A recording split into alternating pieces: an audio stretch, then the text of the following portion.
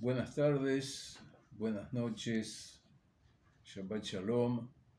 Aquí estamos nuevamente comentando la parashá de esta semana que se llama Metzorá. Y el comentario que hemos hecho, que ahora voy a leerlo, le dimos como título La palabra. Y escribimos lo siguiente. En este próximo Shabbat, 9 de abril de 2022 del calendario gregoriano, 8 de Nisan de 5782 del calendario hebreo, leemos en la Torá la parashá Metzorá, que se encuentra en el libro de Levítico, capítulos 14 y 15. La parashá que leeremos esta semana, como dije, se llama Metzorá, y se ocupa de las afecciones que sufría el ser humano en su cuerpo, como así también en su ropa, en su casa y demás elementos, y cuál era el ritual que debía cumplir para purificarse. La pregunta que hicieron nuestros maestros fue, ¿por qué ocurría ello? Y las respuestas que dieron fue que las erupciones se generaban principalmente por hablar mal, lo que en hebreo se llama Lashon Ra. Ello como consecuencia de entender que de la palabra Metzorá se podía deducir Motzi Ra, hablar mal de otro. Como pudimos ver en la parashá Tazria, que fue la semana pasada,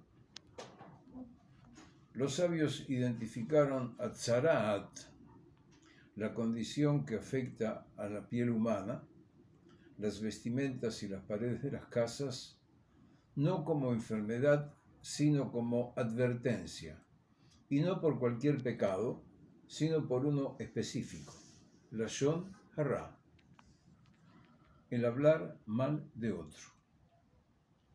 Mediante palabras, Dios creó el universo. Dijo Dios, haya luz, y hubo luz. Y eso está escrito en Génesis capítulo 1, versículo 3. A través de las palabras, Él se comunicó con la humanidad. El lenguaje en sí es sagrado.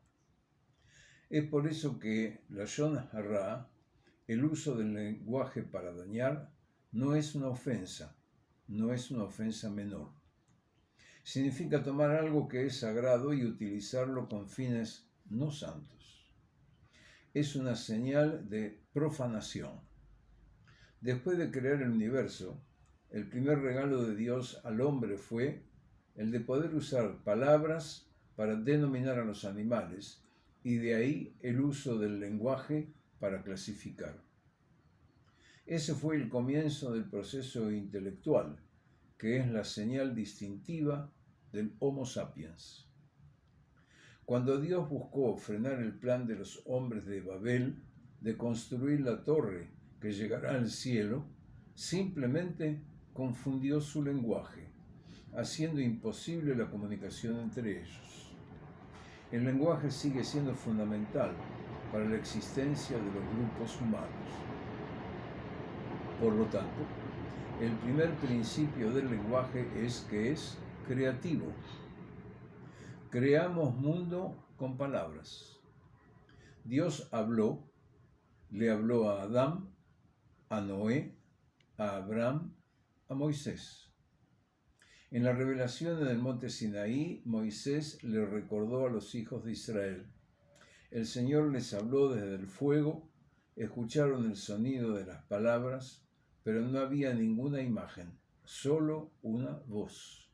Y está escrito en Deuteronomio capítulo 4, versículo 12. Las palabras constituyen el vehículo de la revelación. Profeta es el hombre o la mujer que oye y enuncia la palabra de Dios. El lenguaje nos permite comunicarnos con otros y compartir con ellos nuestros temores, alegrías, esperanzas, amores, planes, sentimientos e intenciones. El lenguaje nos permite transmitir nuestra interioridad a otros. está en el corazón mismo del vínculo humano. Se comprende que el mal uso o abuso del lenguaje para sembrar sospecha o disenso no solo es destructivo, es sacrílego. Es tomar algo sagrado, la capacidad humana de comunicar y de esa forma juntar alma con alma y usarla con los fines más maliciosos para dividir alma de alma y destruir la confianza de la cual dependen las relaciones no coercitivas. El lenguaje es la base de la creación, de la revelación y de la vida moral. Es el aire que respiramos como seres sociales. De ahí la afirmación en Proverbios 18:21, el poder de la muerte y la vida está en la lengua.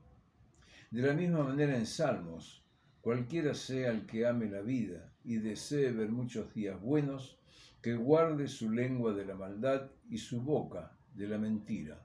Salmo 34, versículos 13 y 14. Hay una serie de preguntas. ¿Cómo pueden los seres humanos finitos conectarse con un Dios infinito? ¿Cómo pueden conectarse unos con otros? ¿Cómo puede haber cooperación, colaboración, acción colectiva y familias, comunidades y nación sin el uso coercitivo del poder? ¿Cómo podemos construir relaciones de confianza? ¿Cómo podemos redimir al ser humano de su soledad? ¿Cómo podemos crear la libertad colectiva de tal forma que la mía no pueda ser conseguida a costa de la tuya? La contestación es mediante las palabras. Palabras que comunican, palabras que unen, palabras que honran al otro divino y al otro humano. Cuando hablamos despectivamente de otros y los disminuimos, nos disminuimos a nosotros mismos y dañamos la ecología misma de la libertad.